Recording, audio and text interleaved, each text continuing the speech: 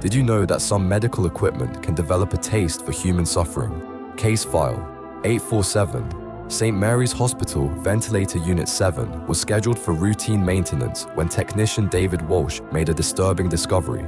3 terminal patients had been connected for over 4 months, far beyond their projected survival time. All 3 remained fully conscious, their eyes tracking movement while tears streamed down their faces.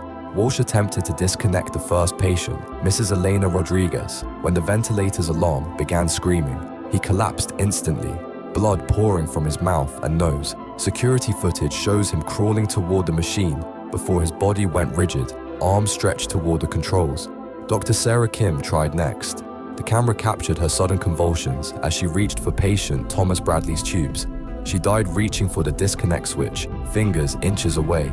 The ventilator continues operating despite being unplugged. New patients arrive nightly, wheeled in by staff who later claim no memory of their actions. The 3 original patients remain conscious, their silent screams visible only in their eyes as something unseen feeds on their endless terror. Do you think this was fact or fiction?